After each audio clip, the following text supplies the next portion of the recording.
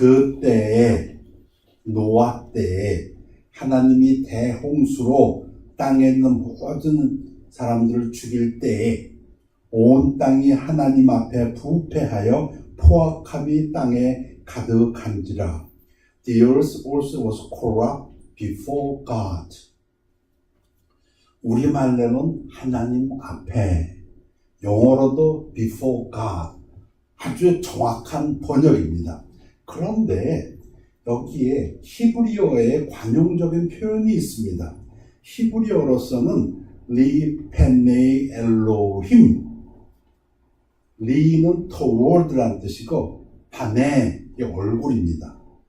그리고 엘로힘은 복수로 하나님입니다. 전문입니다. 그러니까 하나님의 얼굴을 향하여 이런 뜻이 있습니다. before God 맞습니다. 그냥 우리들 말로도 자연스럽게 하나님 앞에 맞습니다. 그런데 그 단어, 구약을 쓴 히브리어 단어를 보면 거기에 얼굴이란 단어가 들어가 있습니다. 이렇게 번역해도 됩니다.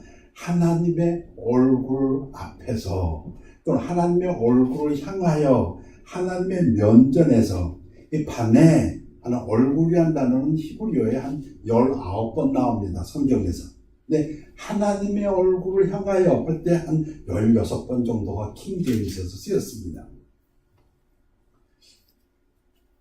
전도서에서도 너는 하나님 앞에서, 근데 여기도 히브리어에는 바네가 들어가 있습니다. 하나님의 얼굴 앞에서 함부로 입을 열지 말며 급한 마음으로 말을 내지 말라. 우리 학교에서 학생들끼리 막 얘기를 합니다. 학생들끼리 얘기할 때는 조금 거친 말도 나올 수가 있고요. 저속한 말도 나올 수가 있을 거고 가능할 겁니다. 그런데 만약에 그 자리에 선생님이 오셨다면, 선생님의 얼굴이 보인다면 학생들이 말투를 조금 바꿔야 할 것입니다. 집에서도 마찬가지죠. 자녀들끼리 뭐 하다가 부모가 오거나 나이 많으신 분이 오신다면 그들은 그 얼굴을 보는 순간 그들은 말을 조심해야 될 것입니다. 그렇게 생각하면 이 단어의 뜻이 좀 뉘앙스가 옵니다. 하나님의 얼굴이 보이면 하나님 앞에서는 함부로 말하지 말라, 이런 뜻입니다. 우리 시편에서도 주께서 내 생명을 사망에서 건지셨음이라 주께서 나로 하나님 얼굴 앞 생명의 빛에 다니게 하시려고 실족하지 아니하게 하지 아니하셨나이까. 하나님께서 원하시는 것도 나로 하나님 앞에서 다니게 하시려고 하나님이 원하신답니다. 뭐가? 내가 너를 생명으로 구하였도다. 나는 네가 내 앞에서, 내 얼굴 앞에서 살기를 바란다. 다윗의 시입니다. 시편 61편에서도 그가 영원히 하나님 앞에서 거주하리니 인자와 진리를 예비하사 그를 보호하소서. 하나님 앞에, 하나님의 얼굴 앞에 있다는 것은 다윗에게는 무엇을 의미하냐면 내가 하나님의 인자하심, 하나님의 진리, 그리고 하나님의 보호하심을 받는다. 그러한 믿음을 표현하고 있습니다. 여러분, 느헤미야를 읽어보셨죠? 느헤미야가 근심 걱정이 되었습니다. 소문이 들려옵니다. 자기의 조국 예루살렘 이야기가 들려오는데 성문은 다 불타버렸고 성벽도 없고 슬펐습니다. 근데 느헤미야의 직업이 무엇이었습니까? 그 왕 앞에 술잔을 드는 자였습니다. 굉장히 높은 직업입니다. 여러분, 왕 앞에 술잔을 바칠 때는 얼굴에 근심이 있어서는 안 됩니다. 자기 개인적으로 근심이 있다 할지라도 그가 왕 앞에 술잔을 들고 그 순간에는 절대 얼굴에 근심을 내보여서는 안 됩니다. 이해가 되십니까? 왕이 그냥 질척하지 않습니까? 왜 네 얼굴에 수심이 있느냐? 느헤미야가 정신이 바짝 들었죠. 잘못하면 죽는다. 아무튼 하나님 앞에 나올 때도 저는 맞다고 생각합니다. 하나님 앞에 나올 때 전지전능하신 하나님 앞에, 우리를 사랑하신 하나님 앞에, 우리를 구원시키시고 자녀 삼으신 그분 앞에 나올 때도 우리 마음가짐이 그래야 된다고 생각합니다. 얼굴에 미소를 띄우셔야 됩니다. 하나님의 은혜에 감사하는 미소를 띄우시면서 교회에 나오셔야 그게 맞습니다. 여러분, 악인과 의인을 구별하는 방법이 여러 개가 있겠습니다만 악인은 하나님을 두려워하지 않는다. 그런가 하면 의인은 하나님을 두려워한다. 이것도 분명한 사실입니다. 악인은 잘되지 못하며 장수하지 못하고 그날이 그림자와 같으니 이는 하나님을 경외하지 아니함이라. 근데 여기서도 히브리어에 보면 반에 얼굴이 들어가 있습니다. 하나님의 얼굴을 두려워하지 않는다. 제 개인적인 얘기를 해서 좀 죄송합니다만 제가 목사지 않습니까? 목사는 목사가 있는 데서는 담배 피더라도 꺼주길 바랍니다. 제가 목사인 걸 알면서도 어떤 사람들 그냥 꼭 피는 거 보면은 아주 어렵습니다. 구역 집회. 제가 목사면은 목사가 있는 데서는 술잔을 안 내놓는 게 좋습니다. 목사가 간 다음에 술을 드시더라도. 그 무슨 얘기인지 이해가 되시죠? 지금 악인들은 하나님의 얼굴이 있는데도 하나님을 두려워하지 않는다. 이런 뜻입니다. 특징입니다. 악인들의. 아브라함이 이르되 아브라함이 와이프를 2번 뺏겼지요. 2번째는 하나님이 뭐라고 했냐면 아비멜렉에게 너 그 여자 안 돌려주면 너뿐 아니라 너희 집안 다 죽여버리겠다. 하나님 그렇게 말씀하셨어요. 아비멜렉이 혼비백산해가지고 아브라함 불러다가 너 왜 거짓말했어? 너 누구라 그랬잖아. 그때입니다. 그때 아브라함이 대답하기를 이곳에서는 하나님을 두려워함이 없으니 내 안으로 말미암아 사람들이 나를 죽일까 생각하였으며 악인들의 특징이 뭐라고요? 자기들 원하는 대로 하나님을 두려워하지 않는다. 그 얘기입니다. 바로왕 하나님께서 그렇게 몇 가지의 재앙을 내렸는데도 불구하고 하나님을 두려워하지 않죠. 그때 모세의 얘기입니다. 그러나 바로왕과 왕이신 아들 여호와 하나님을 아직도 두려워하지 아니할 줄을 내가 아나이다. 여기도 보면 우리말로도 하나님을 영어로도 그냥 로드 이렇게 되는데 히브리어에 들어가 보면 거기 하나님의 얼굴이란 파네란 단어가 들어가 있습니다. 하나님이 나타나셨는데도 여러 가지 기적으로 메뚜기 재앙으로 또 독종으로 가축들을 죽이시고 그런데도 불구하고 당신은 아직도 하나님을 두려워하지 않는다. 그런 얘기입니다. 로마서에서도 똑같이 사도 바울이 인용을 합니다. 악인들은 그들의 눈앞에 하나님을 두려워함이 없느니라 한 것 같으니라. 자, 그러면 의인들은 하나님을 두려워합니다. 뭐 많은 예가 있습니다만 사흘 안에 요셉이 그들에게 대해 나는 하나님을 경외하노니 너희는 이같이 하여 생명을 보존하라. 그 형제들을 만났을 때 자기가 애굽 사람입니다. 그렇죠? 형제들이 볼 때 요셉은 애굽 총리입니다. 그런데 그 요셉이 그 형제들한테 뭐라고 말합니까? 나는 하나님을 두려워하는 자입니다. 우리말에는 두려움이라는 뜻이 조금 약해져 있습니다만 영어, 히브리어 그 자체는 I fear가 나는 두려워한다. 이런 뜻입니다. 그냥 번역한다면 나는 하나님을 두려워하노니 나를 믿어도 된다. 그런 뜻이죠. 출애굽할 때 바로 왕이 명령을 내렸습니다. 산파들에게 이스라엘 여인이 애를 낳았고 여자아이를 낳으면 살려라. 남자아이를 낳으면 죽여라. 그러나 산파들이 하나님을 두려워하여 애굽 왕의 명령을 어기고 남자아기들을 살린지라. 변명했죠. 히브리 여인들은요 애굽 여인들하고 좀 틀려요. 그냥 애를 빵빵 낳아버려요. 그래서 우리가 가면 벌써 애가 났어요. 뭐 이런 식으로 거짓말했죠. 근데 성경은 뭐라고 써있습니까?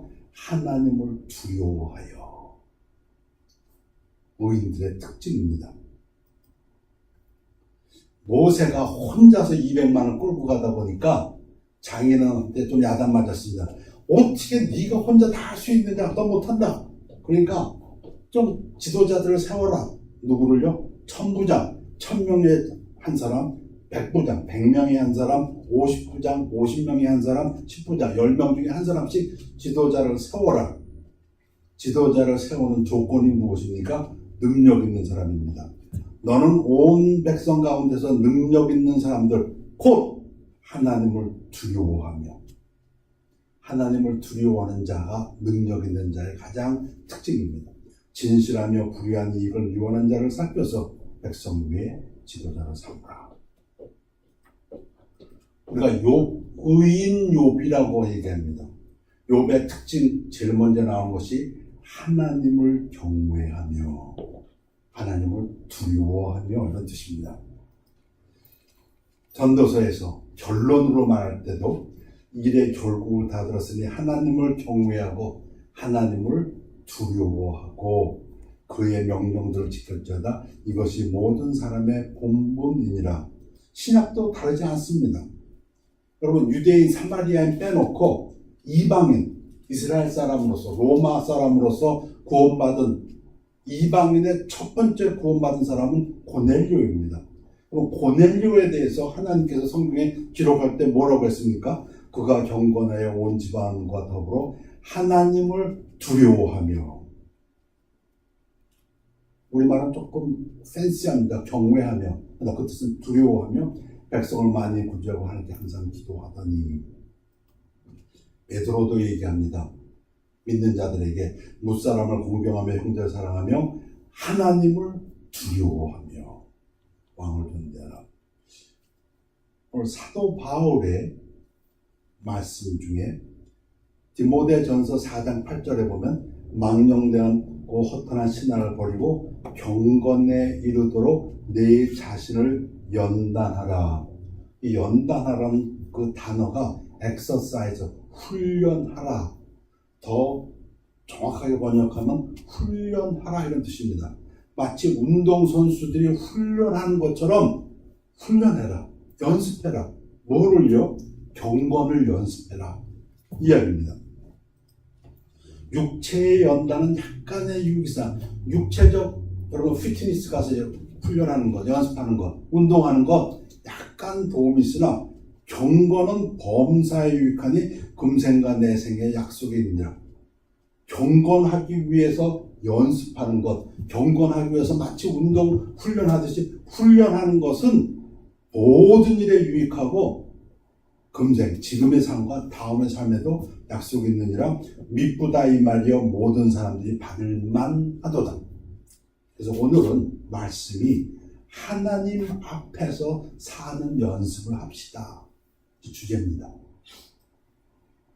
아까 시편 56편이었습니다. 주께서 내 생명을 사망에서 건지셨습니다. 우리도 구원받은 사람들입니다.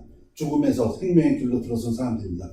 주께서 나로 하나님 앞 생명의 빛에 다니게 하시려고 하나님의 뜻은 우리가 하나님 앞에서 생활하는 것이라고 말합니다. 실족하지 아니하게 하지 아니하셨습니까? 하나님께서 왜 나를 구해 주십니까?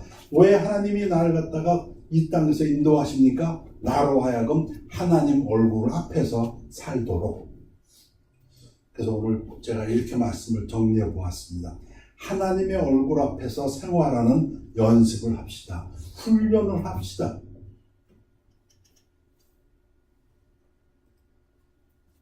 사도행전의 2장에 보면 베드로가 무식한 사람인 줄 알았죠. 모든 사람들이. 그런데 그 베드로가 오순절날 연설을 합니다. 얼마나 담대하게 연설을 하는지 사람들이 다 놀라버렸어요. 저 사람 무식한 사람 아니었나? 대단하네. 그 연설 중에 이 베드로가 다윗을 인용하는 부분이 있습니다. 사도행전 2장 25절에서 시편 16편을 인용하는데요. 다윗이 그를 가르쳐 이르되 내가 항상 내 앞에 계신 주를 배웠으며 나로 요동하지 않게 하기 위하여 그가 내 우편에 계시도다. 그냥 들으면은 다윗 얘기 같지만은 신학자들은 이 부분을 그리스도라고 해석을 합니다. 그래서 내가라는 것은 꼭 다윗이 자기라고 한 것 같지만은 신학적으로 보면 이것은 그리스도가 하나님을 배웠으며 이렇게 해석을 합니다. 그러나 분명한 것은 standing or being at the right hand is the figure of protecting yours. 하나님을 오른쪽에서 뵌다는 것은 하나님께서 나를 가까이서 보호하신다는 그런 비유의 말이다. 근데 제가 영어를 읽겠습니다. God in David's eyes is no abstraction but a person, real, living, working at his side. 아멘. 다윗의 눈에 하나님은 어떤 추상적인 존재가 아니라 인격적이고 실제이시고 살아계시고 그의 곁에 계신 분이다. 이 연습을 하기를 원합니다. 하나님은 지금 우리가 예배를 드리고 있는데 추상적으로 존재하는 어떤 컨셉이 아니라 실제로 이 자리에 계신 인격적인 분이시고 살아계신 분이시라고 우리가 그렇게 믿음으로 받아들이는 연습을 하기를 원합니다. 모세에 관해서 믿음장에서 히브리서 11장입니다. 모세는 믿음으로 애굽을 떠나 왕의 노함을 무서워하지 아니하고 곧 보이지 아니하는 자를 보는 것 같이 하여 참았으며, 누구 얘기를 합니까? 하나님 보이지 않습니다. 그런데 모세의 믿음의 비결을 보니까 보이지 않는 하나님을 보는 것 같이 모세는 그렇게 살았다고 얘기합니다. 그래서 참을 수 있었고,